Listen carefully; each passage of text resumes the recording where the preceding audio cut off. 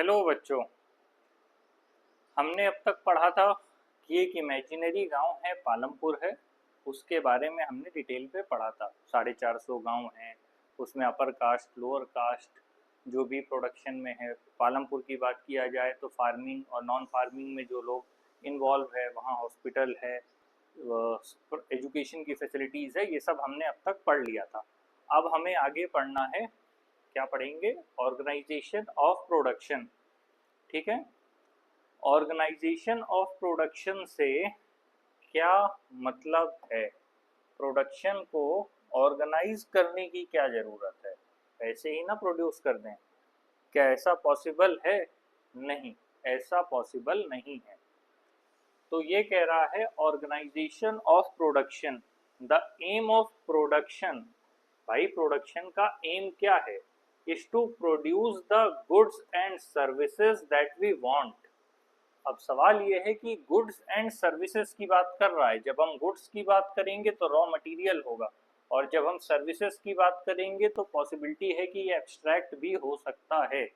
जैसे आप कोई प्रोडक्ट, या अब के समय में जब भी आप कोई प्रोडक्ट खरीदते हैं, उसमें आपसे कहा जाता है 2 इयर्स की वारंटी, 3 इयर्स की वारंटी। ये वारंटी कहाँ से आया?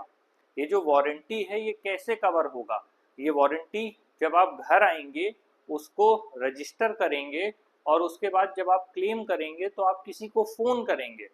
आपने परचेज भले ही किसी शॉप से किया हो या किसी ई कॉमर्स वेबसाइट से किया हो, लेकिन जब आपको किसी तरह का टेक्निकल इशू आएगा तो आप कंपनी को फ़ोन करेंगे। तो कोई ना कोई पर्सन वहाँ से आएगा और आपके प्रोडक्ट को ठीक करके जाएगा। वो प्रोडक्ट कुछ भी हो, चाहे टीवी हो, कूलर हो, आपका कंप्यूटर हो, फ्रिज हो, लैपटॉप हो, कुछ भी हो सकता है। इसीलिए गुड्स एंड सर्विसेज की बात किया गया है। कंपनी केवल प्रोडक्ट को बेच के बाहर नहीं हो सकती।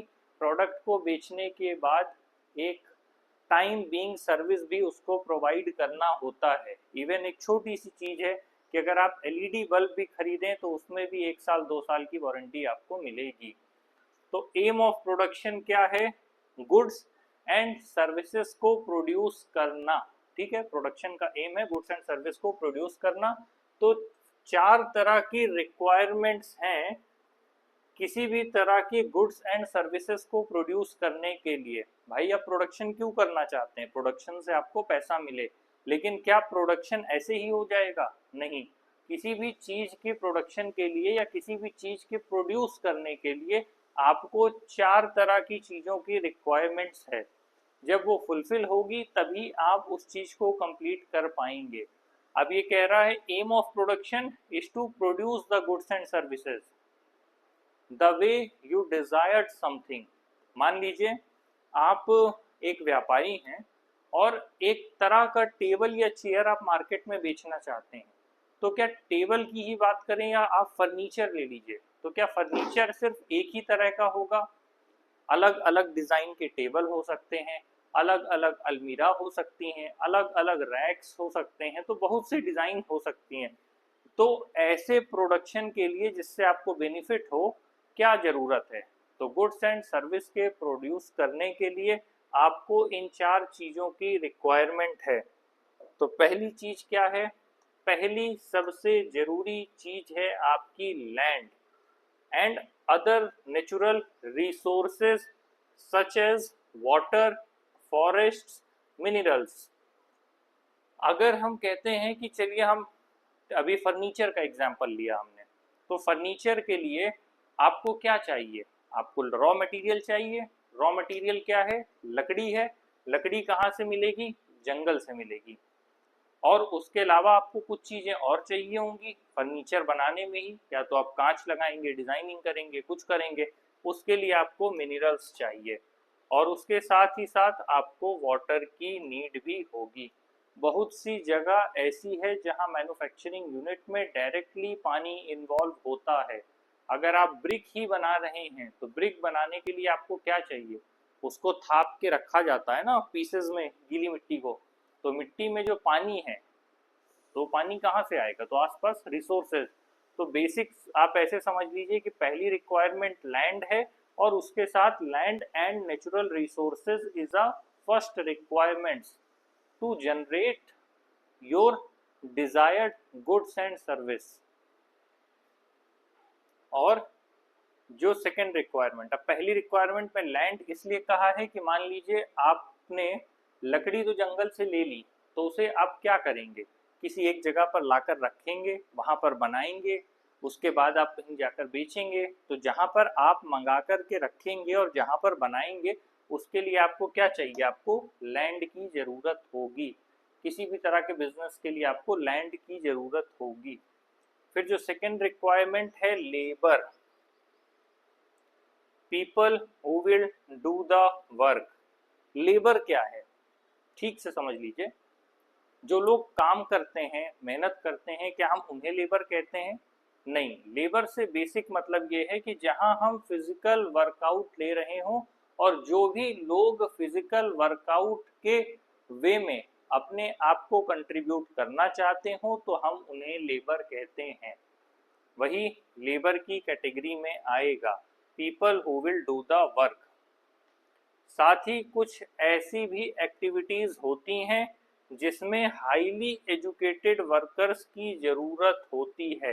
अब वही बात है, अगर आपको हमने कहा फर्नीचर बनाना है, उस फर्नीचर में बहुत महीन नक्काशी करनी है, किसी तरह की डिजाइन बनानी है, तो आप वो डिजाइन लेबर से नहीं एक्सपेक्ट कर सकते। लेबर लकड़ी जंगल से कटवा कर लेकर आपके पास ले आएगा, मोटा मोटी उसे जिस हिस्सों में काटना है काट देगा, लेकिन जो उसके महीन काम है, वो सारे महीन काम आपको किसी एजुकेटेड वर्कर से करवाना होगा।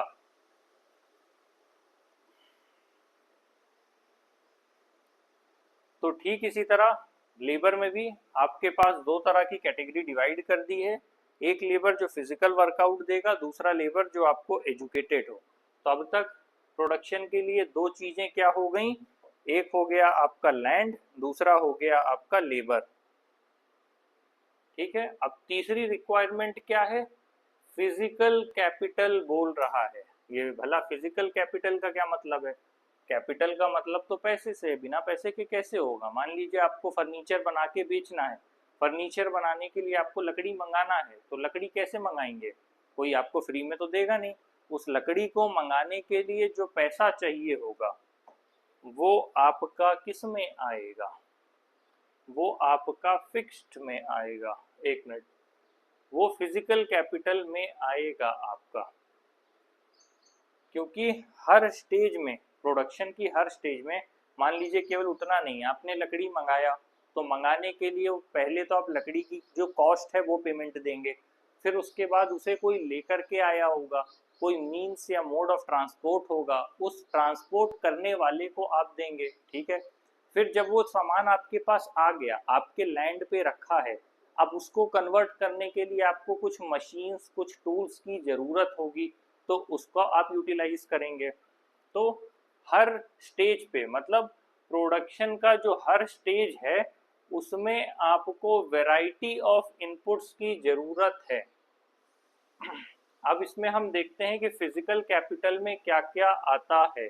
तो यहाँ पर दो बात की गई है, एक है फिक्स्ड कैपिटल, दूसरा है आपका क्या, वर्किंग कैपिटल। तो अभी हम इसको पहले डिटेल में समझ लेंगे कि फिक्स्ड कैपिटल और वर्किंग कैपिटल क्या है। जो भी टूल्स है, मशीन्स है, बिल्डिंग्स है, वो सब की सब आपका किस में आएगा, फिक्स्ड कैपिटल में आएगा। फिक्स्ड कैपिटल में क्यों आएगा, ये तकरीबन ऐसी चीजें हैं जो आपने एक बार परचेज कर ली, तो ये लंबे समय तक आपको यूटिलाइज करने के लिए बार बार काम में आएंगी। या फिर ये वैसी चीजें हैं जिनको आपने एक बार ले लिया तो बार बार आप प्रोडक्शन में इन्वॉल्व रह सकेंगे। टूल्स, मशीन्स, बिल्डिंग, मान लीजिए आपने एक मशीन ली, आपने एक तरह का टूल लिया या मशीन लिया, तो अब वो मशीन आप लंबे समय तक इस्तेमाल कर पाएंगे। ऐसा नहीं है कि आपने मान लीजिए लकड़ी काटने की एक मशीन ली, तो एक बार इस्तेमाल की और वो खराब हो गई, ऐसा नहीं होगा। अब आप उसे हो सकता है अगले 1 साल, 2 साल, 3 साल यूटिलाइज करें। बिल्डिंग्स, आपने एक वेयर हाउस बनवाया कि जो भी लकड़ी जंगल से आएगी यहाँ पर रखी जाएगी, तो बिल्डिंग हर बार नहीं चेंज होगी, ऑब्वियस सी बात है, वो अगले 30-40 साल तक काम आएगी, इसीलिए उसको हम कहते हैं फिक्स्ड कैपिटल, कि एक बार आपने इन्वेस्ट किया अब वो आपको लंबे समय तक यूटिलाइज में या काम में आने वाला है। इनमें छोटी सिंपल सोफिस्टिकेटेड मशीन से लेकर के बड़ी मशीन्स भी आती हैं। अब आपने मान लीजिए अपने आसपास थोड़ी सी ज़मीन है, वहाँ काम करने के लिए आपने एक खुरपी ले ली, तो वो खुरपी ही कई साल चलेगी। ऐसा नहीं है कि एक बार आपने खरीदा फिर अगली बार, एक बार निराई गुड़ाई कर दिया तो अगली दिन फिर से आप खरीदने जाएंगे, तो हर दिन आप उसे नहीं बदलेंगे, वो लंबे समय तक काम करेगा। ठीक इसी तरह एग्रीकल्चरल इनपुट भी हो सकता है। मान लीजिए आपने ट्रैक्टर खरीदा या हार्वेस्टर है, थ्रेशर है या कोई भी मशीन है, वो लंबे समय तक इस्तेमाल की जा सकेगी। तो आप में छोटे से जो रेंज है, जो छोटे टूल से लेकर के सिंपल टूल से लेकर के सोफिस्टिकेटेड मशीन्स तक, जैसे जनरेटर हो गया, टरबाइन हो गया, कंप्यूटर हो गया, ये सब के सब जो भी प्रोडक्शन में यूटिलाइज होंगे और एक बार खरीदने के बाद इन्वेस्ट करने के बाद लंबे समय तक काम में आएंगे, ये सब के सब आपके फिक्स्ड कैपिटल में आता है। ठीक, अब हम आएंगे वर्किंग कैपिटल क्या है।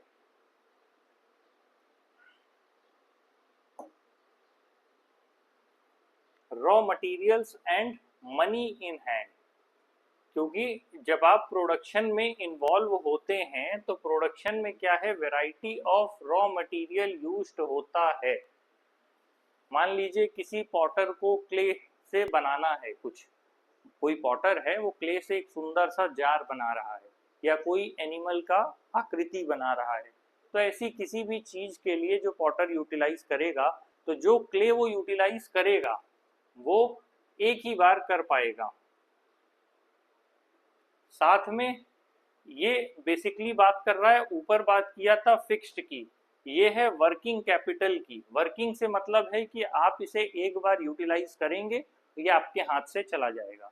फिक्स्ड और वर्किंग, फिक्स्ड वाला लंबे समय तक during each and other production ये आपके साथ बना रहेगा, ईच एंड एवरी प्रोडक्शन, और ये एक बार प्रोडक्शन में यूटिलाइज होगा और ये आपके हाथ से चला जाएगा। एक फिक्स है, एक वर्किंग है, ये वाला परमानेंट रहेगा, ये आपके हाथ से चला जाएगा। बस ये डिफरेंस है, थोड़ा इतना ध्यान रखिए। मान लीजिए आपने कोई रॉ मटेरियल लिया, आपने बिल्डिंग बनवाई, ठीक है, आपने एक लैंड लिया, वहां पर एक बिल्डिंग बनवाई और आप जंगल से लकड़ी मंगवा रहे हैं, तो वो लंबे समय तक वो बिल्डिंग बनी रहेगी। लेकिन जो लकड़ी आप जंगल से मंगवा रहे हैं उसको जब आप फर्नीचर में बदल देंगे तो वो आपके पास से चली जाएगी, वो तो सेल हो जाएगी। या आप मान लीजिए आपके पास मिट्टी है और चिकनी मिट्टी से आप घड़ा बना रहे हैं, घड़ा आपने एक बार बना दिया, अब वो आपके हाथ से गया तो गया, वो बिक गया। तो ठीक उसी तरह जो मनी है, जो प्रोडक्शन में यूटिलाइज होती है, या फिर जो भी ऐसा रॉ मटेरियल है जो यूटिलाइज होता है किसी भी चीज को बनाने में और उसके बाद वो सेल चला जाता है, तो उसे हम कहते हैं वर्किंग कैपिटल। इसी को कहा है raw materials and money in hand are called working capital. ठीक है, तो प्रोडक्शन में ये समझ गए फिक्स्ड कैपिटल और ये है वर्किंग कैपिटल। ये प्रोडक्शन के प्रोसेस में ही यूटिलाइज होके खत्म हो जाता है, वो प्रोडक्शन के बाद भी बचा रहता है और लंबे समय तक प्रोडक्शन में काम आता है। ये प्रोडक्शन के प्रोसेस में ही यूटिलाइज हो जाता है और आपके हाथ से चला जाता है, ये डिफरेंस है। अब इसके अलावा आता है कि चौथी रिक्वायरमेंट भी है। हमने अब तक 3 रिक्वायरमेंट देख लिया, ठीक है। अब चौथी रिक्वायरमेंट की बात कर रहा है कि नॉलेज एंड एंटरप्राइज, क्या बिना नॉलेज के आप कुछ भी कर सकते हैं? भाई आपका पहला था लैंड, दूसरा था लेबर और तीसरा था आपका फिजिकल कैपिटल, ठीक है, और वर्किंग कैपिटल। अब क्या आप नॉलेज के बिना ये सब कर सकते हैं?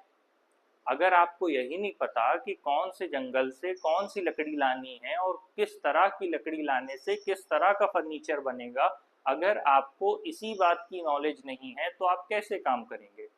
जो लेबर आपके अंडर काम कर रहे हैं उन लेबर से आपको क्या बनवाना है, किस तरह की डिज़ाइन बनवानी है, उन्हें कितना पैसा पेमेंट करना है, ये चीज़ें अगर आपको नहीं पता, इन चीज़ों की नॉलेज नहीं है तो कैसे होगा? कौन सी मशीन लगाना है, फिक्स्ड कैपिटल की बात करें, वर्किंग कैपिटल की बात करें, अगर आपको यही नहीं पता कि कौन सी मशीन लगाना है, कौन सी ड्यूरेबल है, कौन सी चीप एंड बेस्ट है, कौन सी लंबे समय तक चलेगी, तो आप कैसे इन चीज़ों में इन्वॉल्व हो पाएंगे। तो जो आपका चौथा रिक्वायरमेंट है वो क्या है, आपका लैंड, लेबर, फिजिकल कैपिटल और वर्किंग कैपिटल का जो पूरा आपका जो आउटपुट निकल के आएगा वो है आपका फोर्थ रिक्वायरमेंट में नॉलेज एंड एंटरप्राइज। ऊपर की तीनों चीज तभी काम आएगी जब आपके पास चौथा जो सबसे इंपॉर्टेंट रिक्वायरमेंट है प्रोडक्शन के लिए वो कंप्लीट होगा।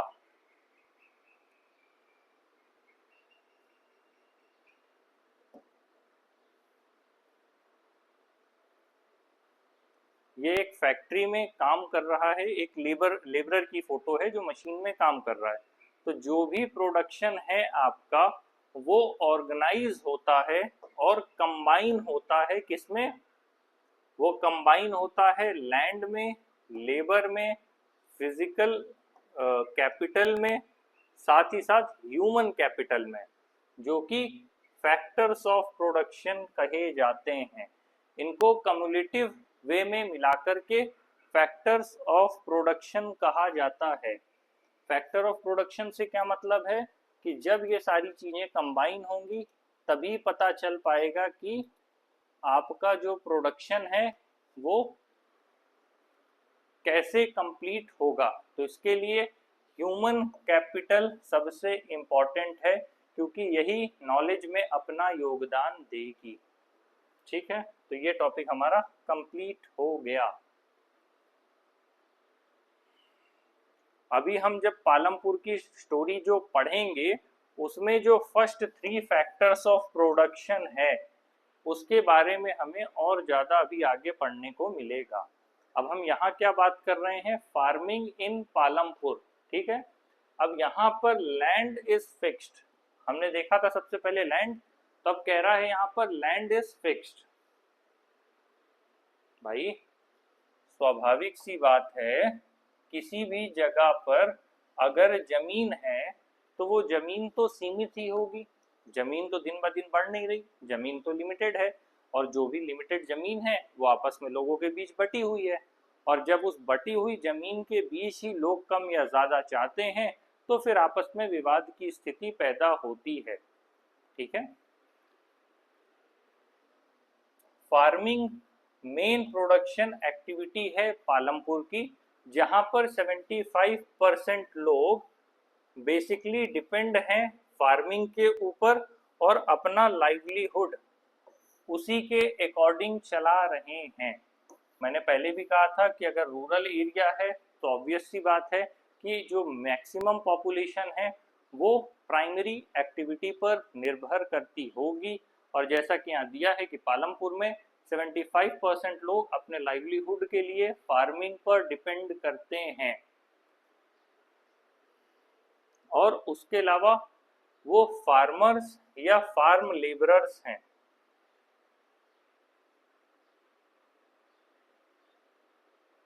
इनकी जो लाइफ है वो डायरेक्टली इस बात पर डिपेंड करती है कि जितना अच्छा प्रोडक्शन होगा उतना इन लोगों को बेनिफिट होगा।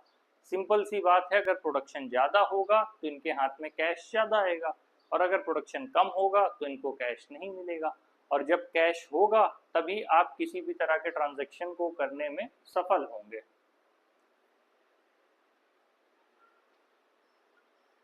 लेकिन जब भी फार्म प्रोडक्शन की बात होगी वहां पर हमेशा कुछ ना कुछ कंस्ट्रेंट्स होंगे। अभी वही बात हुई कि अगर आप फार्म के प्रोडक्शन की बात कर रहे हैं, आप खेती की बात कर रहे हैं, तो पहली सबसे बड़ी चीज है खेती की जमीन सीमित होती है। मान लीजिए आप कोई बिजनेस कर रहे हैं, उस बिजनेस में आपके पास अपॉर्चुनिटी है ज़्यादा से ज़्यादा लोगों तक पहुंचने की, अपने बिजनेस को बड़ा करने की, अपने बिजनेस को बढ़ाने की और लोगों को ऐड करने की, ये सारी आपके पास क्या है, फ्लेक्सिबिलिटी रहती है।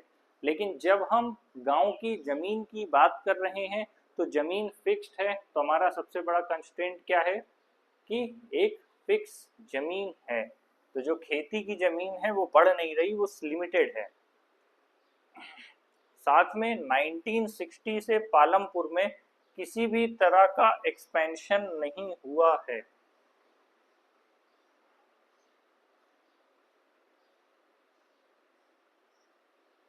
बल्कि कुछ ऐसी वेस्टलैंड से क्या मतलब है, ऐसी जमीन जो खेती करने लायक नहीं थी, उस जमीन को लोगों ने कन्वर्ट करके कल्टीवेबल लैंड में कन्वर्ट कर लिया। मतलब जो जमीन ऊसर पड़ी थी, बंजर पड़ी थी, जो काम की नहीं थी, उसको भी अपने काम के लिए, उसको मतलब खेती के लिए यूटिलाइज करना शुरू कर दिया। अब इसके बाद उनके पास कोई भी नया स्कोप नहीं है कि वो नई जमीन कहीं से खोज सकें। भाई जो जमीन थी उसमें से कुछ हिस्सों में खेती हो रही थी, कुछ में नहीं हो रही थी, या वो जमीन बेकार पड़ी थी, तो उस जमीन को भी इन्होंने इस्तेमाल कर लिया और उस पर भी खेती करना शुरू कर दिया। तो अब इनके पास नई जमीन ढूंढने का कोई भी स्कोप नहीं है। जमीन को नापने का जो स्टैंडर्ड है उसे हम हेक्टेयर कहते हैं, कहीं कहीं पे इसे लोकल यूनिट कहते हैं, बीघा, गुइंठा और ये भी कहा जाता है। जब 1 हेक्टेयर की बात होती है तो इसका मतलब होता है area of square with one side measuring 100 metres. तो अलग अलग जगह पर अलग अलग तरह के जो मेजरमेंट्स हैं उनको यूटिलाइज किया जाता है। ठीक है, क्या कोई और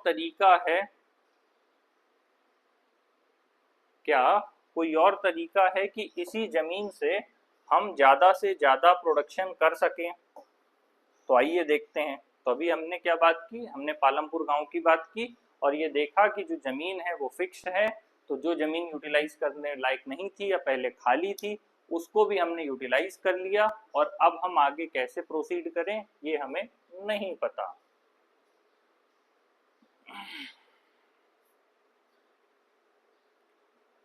पालमपुर की बात करें तो ये एक विलेज आप कह सकते हैं western part of the state of Uttar Pradesh में है। ये हम डिटेल में थोड़ा मैप में देखेंगे तो हमें समझ में आएगा।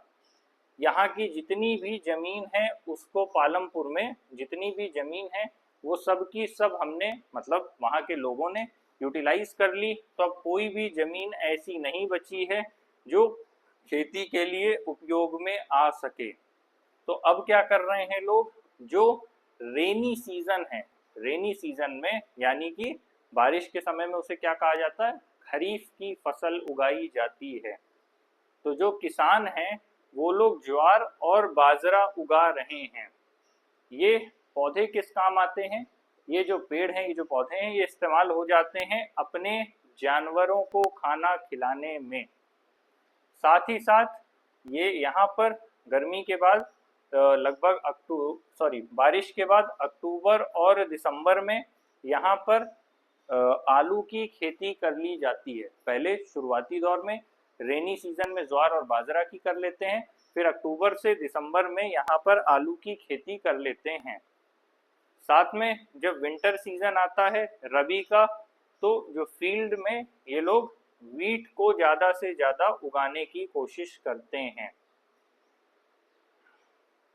वीट उगाने का जो पर्पस है वो है कि फैमिली को ज़्यादा से ज़्यादा मिल सके जिससे वो कंजम्पशन कर पाएँ, और साथ में जो वीट एक्स्ट्रा होगा, जो एक्सेस होगा, उसे रायगंज के मार्केट में बेचा जा सके।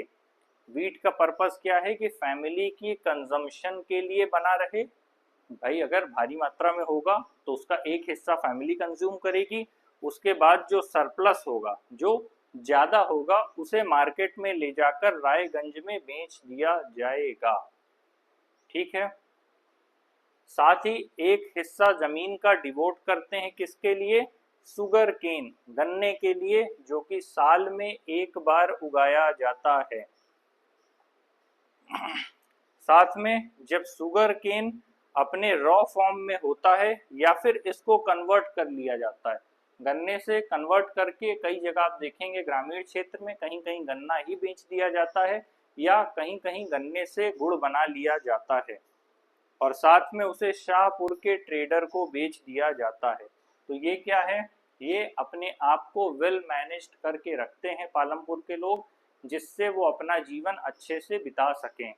पहले वो लोग खरीफ सीजन की बात कर रहे हैं, रेनी सीजन की, जहाँ पर ज्वार और बाजरा उगाया जाता है। उसके बाद अक्टूबर से दिसंबर के बीच में अपने आलू की व्यवस्था कर लेते हैं।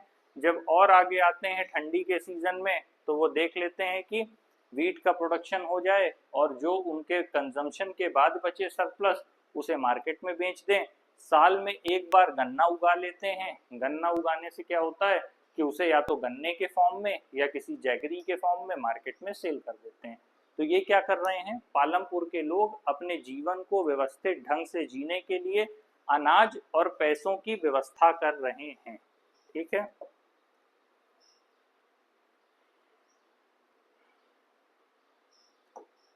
क्या रीजन है कि जो पालमपुर के लोग हैं वो एक साल में 3 बार फसल उगाने में सक्षम हैं? उसका रीजन क्या है? उसका रीजन है कि यहाँ पर well developed system of irrigation है। क्योंकि अगर आप एक साल में 3 बार फसल उगा रहे हैं तो जो जमीन है उस पर अच्छा खासा बोझ पड़ता है। भाई स्वाभाविक सी बात है, किसी भी जमीन की उर्वरता एक सीमित मात्रा में होगी और जब उसकी ज़्यादा ताकत आप इस्तेमाल करेंगे तो स्वाभाविक सी बात है कि उस पर जोर पड़ेगा और अगली बार की फसल के लिए वो और कमज़ोर हो जाएगी।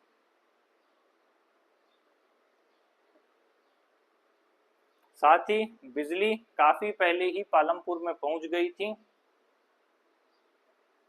और इनका जो मेजर इम्पैक्ट था वो इस वजह से आया कि इन्होंने अपने इरिगेशन के सिस्टम को बदल लिया। मतलब जो सिंचाई की व्यवस्था थी, जब यहाँ पर बिजली पहुँच गई तो बिजली पहुँचने के बाद पालमपुर के लोगों ने अपनी सिंचाई की व्यवस्था को बेहतर कर लिया। पहले यहाँ पर पर्शियन व्हील्स इस्तेमाल होते थे, उसके बाद इन्होंने कुएं का इस्तेमाल करना शुरू किया छोटे जमीन को पानी पहुंचाने के लिए। उसके बाद लोगों को ये पता चला कि इरिगेशन के लिए अगर ट्यूबवेल का इस्तेमाल किया जाए तो वो ईजिली ज़्यादा पानी ले सकते हैं और बड़े एरिया तक अपने पानी को पहुंचा सकते हैं। भाई अगर कुएं से आप पानी निकाल रहे हैं, कुआं लोगों को पता होगा कि काफ़ी गहरा होता है और पाताल से पानी वो खींचता है, लेकिन कुएं से आप एक स्मॉल फील्ड तक ही पहुंच सकते हैं। लेकिन ज़्यादा बेटर ऑप्शन आपके लिए क्या हो गया कि जब इलेक्ट्रिसिटी आ गई तो आपने ट्यूबवेल को यूटिलाइज करना शुरू किया। जो कि शुरुआती जो ट्यूबवेल थे वो गवर्नमेंट के द्वारा, सरकार के द्वारा इंस्टॉल किए गए। बाद में फार्मर्स ने अपने प्राइवेट ट्यूबवेल्स भी लगवाने मतलब शुरू कर दिए, ट्यूबवेल्स लगवाए, इंस्टॉल किए। इसका रिजल्ट ये हुआ कि 1970s तक जो इंटायर कल्टीवेटेड लैंड था 200 हेक्टेयर, वो पूरा का पूरा सिंचाई के दायरे में आ गया। स्वाभाविक सी बात है, अगर आपके पास टोटल लैंड है और उस टोटल लैंड में आप केवल 50-60% तक ही पानी पहुंचा पा रहे हैं तो बाकी 40% से आप अच्छी फसल की उम्मीद कैसे कर सकते हैं। तो धीरे धीरे यहाँ पर जब इलेक्ट्रिसिटी पहुंची, लोगों ने ट्यूबवेल लगवाए, पहले सरकार ने लगवाए, उसके बाद लोगों ने खुद से लगवाना शुरू किया, तो अपनी पूरी ज़मीन तक इन्होंने पहुंच बना ली और सिंचाई की एक अच्छी व्यवस्था डेवलप कर ली। लिखा है कि भारत के सारे गांव के पास इस तरह की हाई लेवल ऑफ इरिगेशन की फैसिलिटी अवेलेबल नहीं है। और ये बात सही है कि अभी भी अगर हम यूपी की ही बात करें या हम अदर स्टेट्स की भी बात करें तो किसानों के पास सिंचाई के सही साधन उपलब्ध नहीं हैं। आज भी नहरें यूपी में सूखी पड़ी हुई हैं। हालांकि बहुउद्देशीय सिंचाई परियोजनाएं चलाई गईं, लेकिन ग्राउंड लेवल तक वो उस हद तक नहीं पहुंच पाई। अगर पक्की नहर आज भी बन जाती है ग्रामीण क्षेत्र में तो वहां रहने वाले लोगों को काफ़ी सुविधाएं उपलब्ध हो जाएंगी। ठीक है। इसके अलावा जो मेन प्लेन्स की बात कर रहा है, प्लेन्स के अलावा कोस्टल रीजन जो हमारी कंट्री का है वो भी वेल इरिगेटेड है। साथ ही अगर हम डेक्कन प्लेटू की बात करें, जो प्लेटू वाला हिस्सा है डेक्कन प्लेटू की बात करें, तो वहाँ पर इरिगेशन की फैसिलिटी इतनी अच्छी नहीं है। कोस्टल रीजन्स में तो फैसिलिटी है, लेकिन अगर हम प्लेटू में डेक्कन प्लेटू की बात करें तो वहाँ पर इतनी अच्छी इरिगेशन की फैसिलिटी नहीं है। अगर हम टोटल की बात करें इंडिया में, तो लगभग 40% ही प्रॉपर इरिगेटेड है अभी तक। और इसके अलावा इसका मतलब अगर हम इंडिया की बात कर रहे हैं तो केवल 40% लैंड ऐसा है जहां तक प्रॉपर इरिगेशन की फैसिलिटीज है, नहीं तो 60% ऐसा एरिया है जहां तक इरिगेशन की फैसिलिटीज अभी नहीं पहुंच पाई। तो ऐसे में हम कैसे उम्मीद कर सकते हैं कि किसानों की जो इनकम है, जो आय है, वो अपने आप ज़्यादा होगी? तो ये देखने वाली बात है।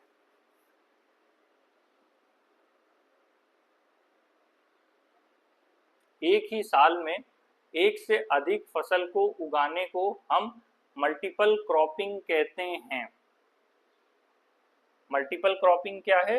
अभी हमने पालमपुर में ही बात की थी। मल्टीपल क्रॉपिंग का मतलब है एक साल में एक ही लैंड में जब कई बार हम फसल उगाते हैं तो उसे हम मल्टीपल क्रॉपिंग कहते हैं। अभी हमने पालमपुर विलेज में देखा कि एक साल में 3 बार फसल उगाई गई, तो वो मल्टीपल क्रॉपिंग का एग्जाम्पल है। ऐसा किया जाता है एक ही लैंड से प्रोडक्शन बढ़ाने के लिए, जिससे कि ज़्यादा से ज़्यादा प्रोडक्शन हम ले सकें। और पालमपुर में कम से कम एटलीस्ट 2 क्रॉप्स उगाई जाती थी। Many are growing potato as the third crop in the past 15 to 20 years। मतलब 2 तो एटलीस्ट उगाई ही जाती हैं, उसके अलावा तीसरी भी फसल उगाने की कोशिश की जाती है, जो कि पिछले लगभग 15 सालों से है, वो है आलू। ये नीचे दिया है वीट है, वीट की फोटो है, ये बाजरा है, ये शुगर केन है और ये पोटैटो है। तो ये डिफरेंट क्रॉप्स को दिया गया है।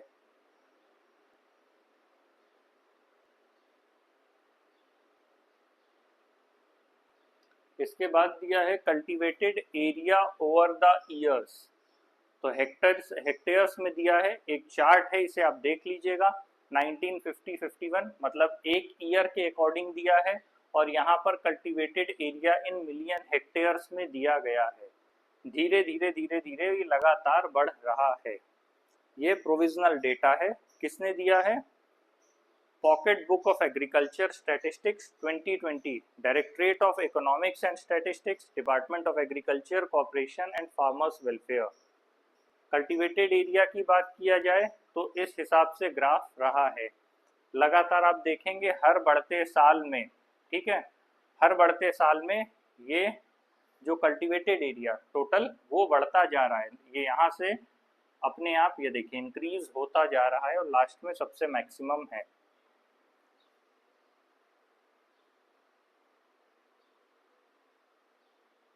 साथ में प्रोडक्शन बढ़ाने के लिए ज़रूरत है कि एक ही लैंड में मल्टीपल क्रॉपिंग की जाए, जो कि देश के कुछ हिस्सों में हो रही है, और जहां नहीं हो रही उसके लिए व्यवस्था की जा रही है या अवेयरनेस बढ़ाई जा रही है। ज़्यादा अच्छा है मॉडर्न फार्मिंग मेथड्स को यूटिलाइज किया जाए। उसी से आप उम्मीद कर सकते हैं कि आपका जो प्रोडक्शन है वो ज़्यादा से ज़्यादा बढ़ पाएगा। मॉडर्न वेज की बात किया जाए तो क्या है? वो है आपका HYV। HYV बीज है, हायर यील्डिंग वैरायटी कहते हैं। HYV बीज के माध्यम से ज़्यादा फसल आप उगा सकते हैं।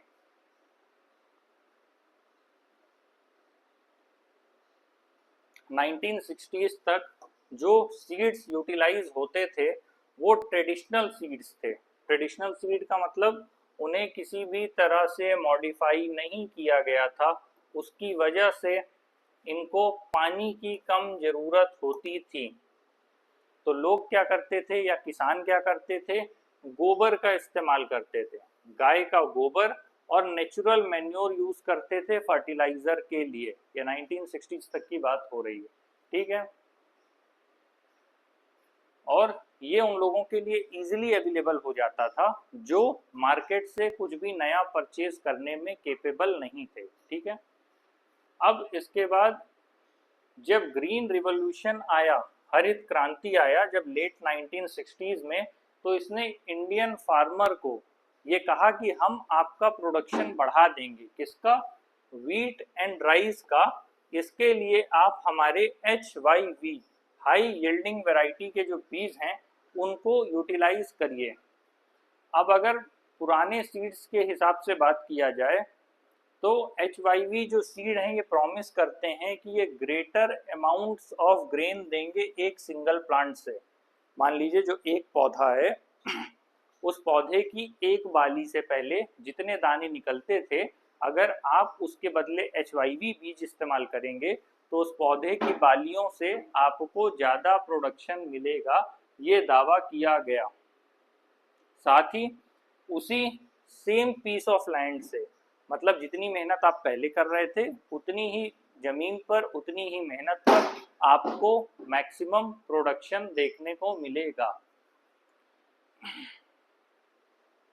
लेकिन इसके साथ क्या दिक्कत थी, जो HYV सीड्स थे उनको ज़्यादा मात्रा में पानी चाहिए होता था।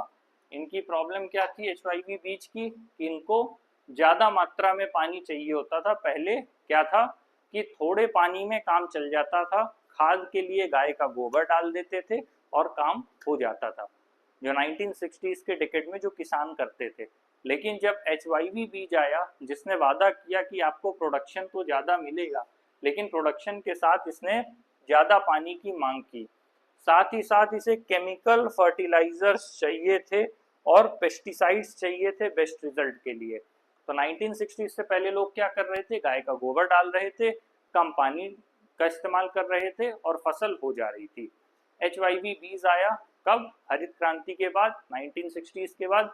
उसने लोगों से वादा किया कि कोई बात नहीं, हम आपको ज़्यादा प्रोडक्शन देंगे, लेकिन प्रोडक्शन के बदले फिर ज़्यादा अमाउंट में पानी लगने लगा और केमिकल और फर्टिलाइजर्स का भी यूटिलाइज होने लगा। ये है मॉडर्न फार्मिंग मेथड्स। ऊपर दिया है HYV सीड्स है, ये आपका HYV सीड्स है। मॉडर्न से क्या मतलब है, जो पहले ट्रेडिशनल यूज हो रहा था 1960 से पहले, वो धीरे धीरे चेंज होने लगा और मॉडर्न फार्मिंग मेथड्स आ गए। फिर यहाँ पर फर्टिलाइजर्स का यूटिलाइजेशन होने लगा, पेस्टिसाइड्स डालना पड़ा क्योंकि रिक्वायर्ड हो गया।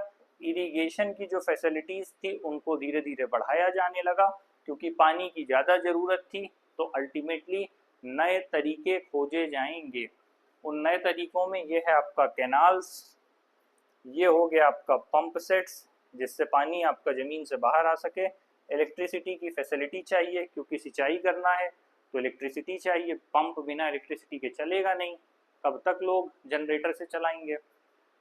उसके बाद डैम्स बनाए जाने लगे। अब इसके लिए स्वाभाविक सी बात है डीजल की ज़रूरत पड़ने लग गई, चाहे आप उसके लिए फार्म की मशीनरी यूटिलाइज करें या फिर आप किसी इरिगेशन के लिए अल्टरनेट सोर्स ऑफ इलेक्ट्रिसिटी देखें, तो भी डीजल का यूटिलाइजेशन आपको करना पड़ेगा। तो मॉडर्न मेथड्स के साथ ये प्रॉब्लम्स साथ में आई।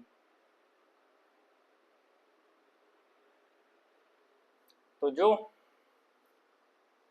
हायर यील्ड्स पॉसिबल था कब, केवल HYV सीड्स के साथ ही हायर यील्ड्स की पॉसिबिलिटी थी।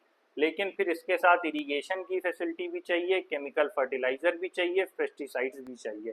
तो एक तरफ फसल की मात्रा तो बढ़ी, प्रोडक्शन तो बढ़ा, लेकिन फिर इन चीज़ों की भी डिमांड ज़्यादा होने लगी।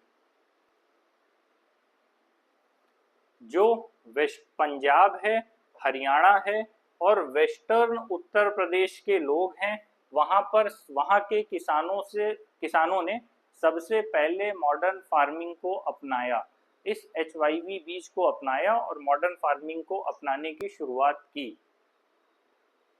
क्योंकि यहाँ के जो रीजन्स हैं, यहाँ पर पहले से ट्यूबवेल्स का इस्तेमाल होता आ रहा था।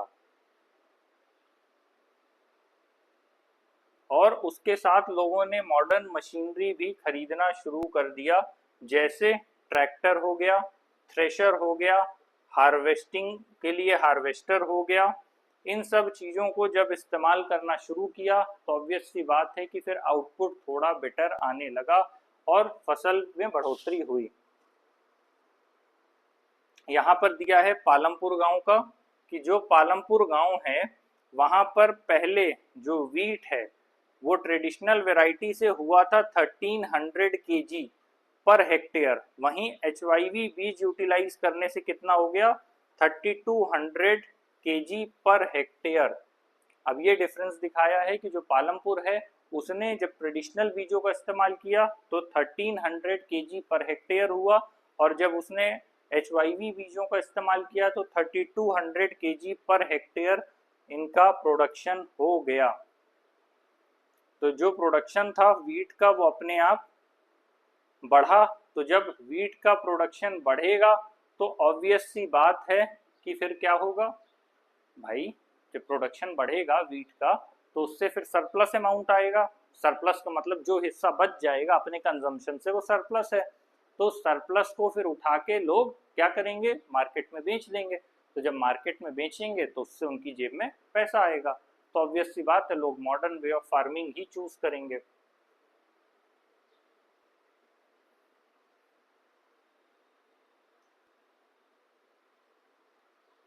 तो मॉडर्न फार्मिंग से क्या फायदा हुआ, लोगों के पास अपनी जेब में पैसा बचने लगा।